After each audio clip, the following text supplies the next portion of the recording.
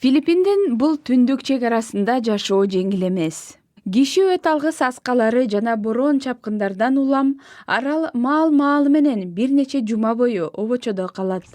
Бирок эми бул жердеги эл жаңы коркунучка туш болууда. Алар деңиздердин үстүнөн үстөмдүк кылууга аракеттенген эки супер державанын ортосунда калды. Сайрыс балык улоого чыкты. Бул балыкты аралдын тургундары жакшы көрөт. Бирок ал деңизде Тайвандын түштүгүндөгү Филиппинге таандык сууларында балык уулап жүрүп, Кытай кемелеринин улам жакындап келатканын байкаган.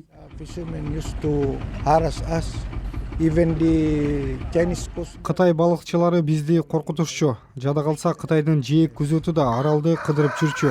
Жергиликтүү тургундар бул аралда кылымдар бою балык уулоп, дыйканчылык кылып, өздөрүнө керектүү нерселерди гана үнөмдөп алып жашап келишет.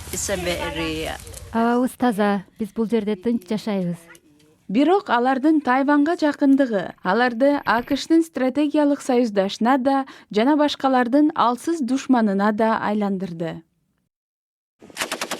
АКШ менен Филиппин аралды агрессорлордон коргоо үчүн бул жерде согуштук машыгууларды өткөрүштү.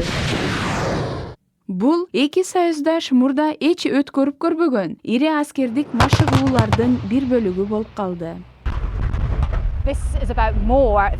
Бул куралдык күчтөрдүн жөн көрсөтүүсү эмес. Бул Вашингтондун Азия боюнча альянстарды түзүү аракети болуп жатат. Буга Түштүк Корея, Жапония, Филиппин, Австралия сыяктуу өлкөлөр кирет. Бул Кытай менен кагылышуу болуп калса, ишенимдүү коалиция түзүү идеясы болууда. Бирок айрымдар бул жерде АКШтын жүрүүсү Кытай эл республикасын провокациялайт деп кооптонушат. Биз Кытай менен согушту каалабайбыз. Биз эч бир согушту каалабайбыз. Биз муну менен провокациялап жаткан жерибиз жок. Кытай менен болгон согуш эч бир тарапка, ошол эле Кытай үчүн дагы жакшы эмес. Бул жердеги иш-аракетибиз жана аймактагы стратегиялык максатыбыз болгону чыр-чатактын баарынын алдын алуу.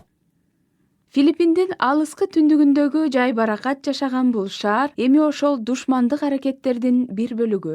Санта-Ана кичинекей деңиз базасы жайгашкан жер. АКШ кире алган 4 жаңы филиппиндик базанын бири.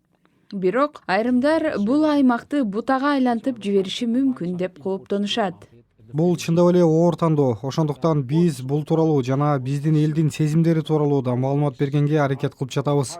Эки дүйнөлүк супер держава ортосундагы тандоо биз үчүн канчалык оор экенин көрүшү керек. Эч качан бизге душман болбогон кошуна менен жана көп кыйынчылыктарга дуушар болгон союздаштарыбыздын ортосунда тандоо оңой эмес.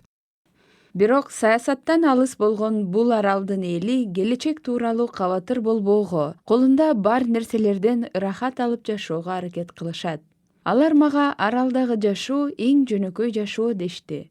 Алар күн сайын түндүк тарапты карашып, ал жак тынч болсун деп тиленишет.